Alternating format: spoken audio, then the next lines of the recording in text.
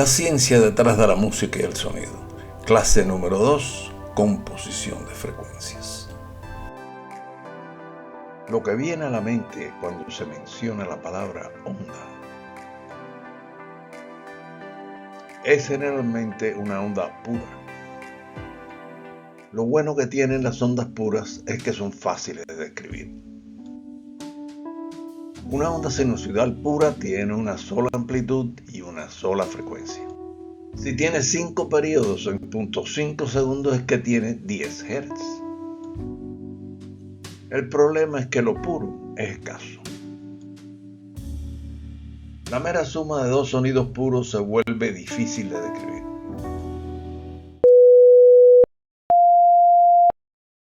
El resultado es...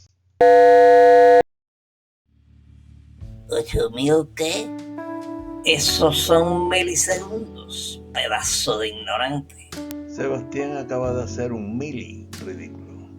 Esos son microsegundos, o sea, millonésimas de segundo, que suele abreviarse con la letra griega mu, seguido de la S de segundo. Grafiquémosle un poco más de tiempo. ¿Cuál es la frecuencia de esta suma de dos ondas? ¿Cuál es su amplitud? ¿Alguien por ahí? ¿Sebastián? Es que como no hay un patrón que se repita, pues no hay forma de saberlo. Lo único que se puede decir es que esta onda es la suma de dos componentes puras. Una de 494 Hz con la amplitud de 1 pascal y otra de 698 Hz con 0.7 pascal de amplitud. Pudiéramos seguir sumando sonidos puros.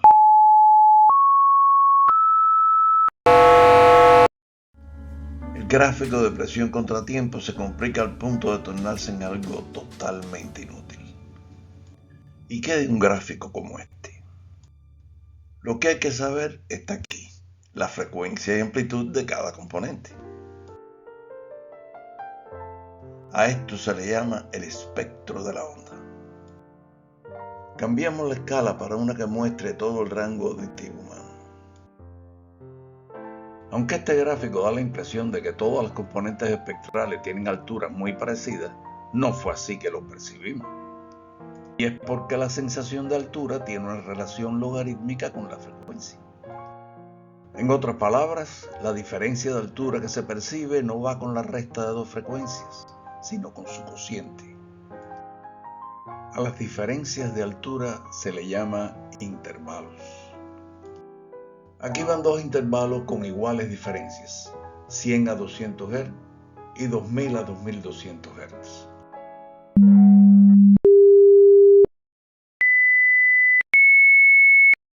El primer intervalo se siente más grande que el segundo. Ahora van otros dos intervalos, de 100 a 200 Hz y de 2000 a 4000 Hz.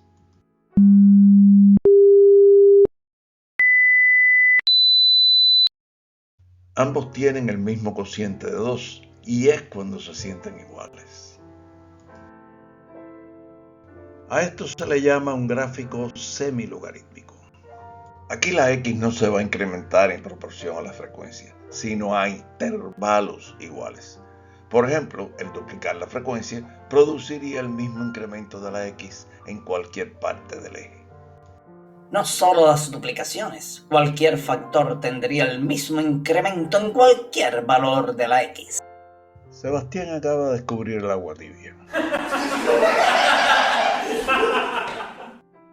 La ventaja de esto es que las componentes se disponen en el eje de las X como uno siente sus alturas.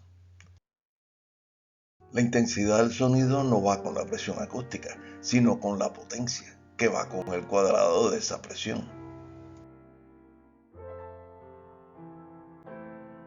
Nótese también que la diferencia entre la componente más intensa y la menos no se corresponde con lo que se siente. Elemental. Nuestra sensación de volumen no va con la potencia acústica, sino con su logaritmo. Pero ¿quién es el que está dando la clase aquí? Este es el gráfico logarítmico, al que también se le dice log-log. Al hacer logarítmico también el eje de la potencia, las componentes se muestran como uno les siente el volumen. ¿Y dónde está el cero? A ver, Sebastián, ¿dónde está el cero? A ver si te callas un rato. En un eje logarítmico el cero estaría en menos infinito. El eje solo tiene que mostrar el intervalo útil, por ejemplo, desde la intensidad del sonido más débil escuchable a 10 a la menos 12 watts por metro cuadrado hasta el umbral de dolor en 1 watt por metro cuadrado.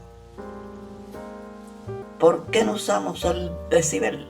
¿No era esa la unidad que se utilizaba para la intensidad del sonido? Sí, Sebastián, el decibel sería lo más indicado para ese eje.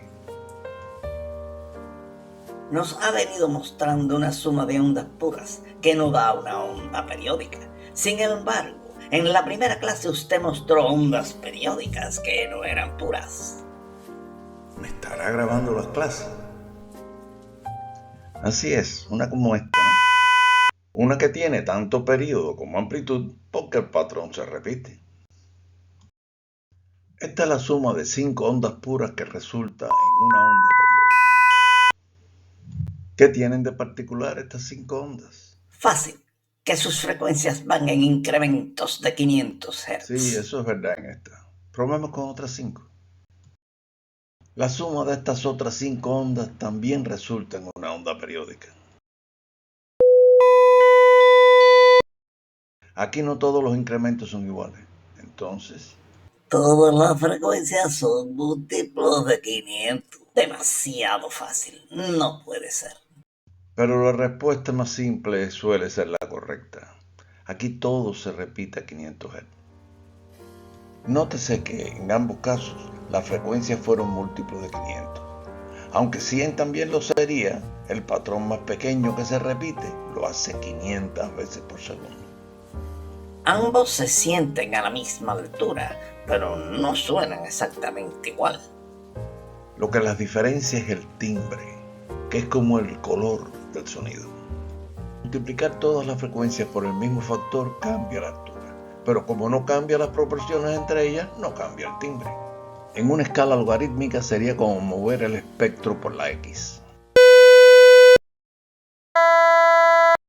Una trompeta suena trompeta en cualquier parte de la pieza, porque su timbre se mantiene, aunque la altura vaya cambiando. El timbre tampoco cambia con la potencia si se mantienen las proporciones. En una escala logarítmica es como si las líneas espectrales se movieran en Y.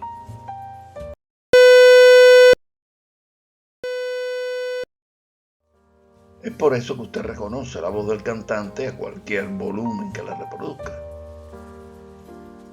Resumiendo, el timbre depende del espectro de la onda de sonido. El volumen depende de la potencia acústica total. El tono es la sensación de altura de una onda periódica y depende de su frecuencia de repetición, que es la frecuencia más baja del espectro. Y no tiene siquiera que haber una componente con esa frecuencia. Basta con que el resto sea algún múltiplo de ella. Con este tengo que pulirla muy fino. Las dos últimas ondas que vimos eran periódicas, mientras que la del primer ejemplo fue no periódica. Aquí hay una diferencia del tipo esencial. Con una secuencia de ondas periódicas se hace una melodía.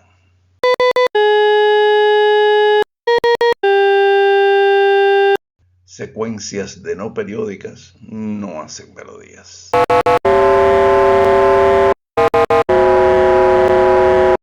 Esa es la razón por la que las componentes espectrales de las ondas periódicas se llaman armónicos, ya que sin sonidos periódicos no hay música. La frecuencia de todo armónico es siempre un múltiplo entero de alguna. A esa se le llama frecuencia fundamental y es la que define nuestra sensación de tono. Aun cuando no existiera algún armónico con esa frecuencia, sigue siendo la fundamental de la onda. Esas ondas periódicas son sumitas de varias ondas sinusoidales puras, que hay con una bien distinta, como una cuadrada, por ejemplo. ¿Una como esta? Exacto. Allá por el siglo XVIII, un matemático francés de apellido Fourier demostró que cualquier función periódica era una suma de sinusoides. Aunque para la cuadrada y otras rarezas pudieran ser infinitas las sinusoides a sumar.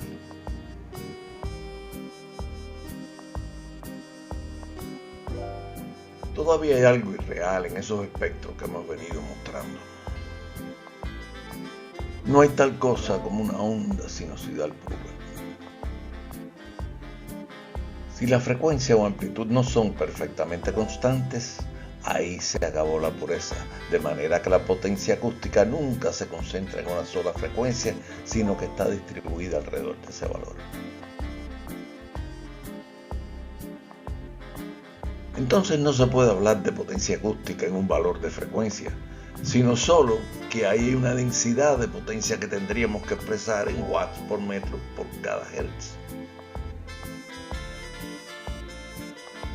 Este es el espectro idealizado del sonido de una flauta, mientras que este es el espectro real de una flauta.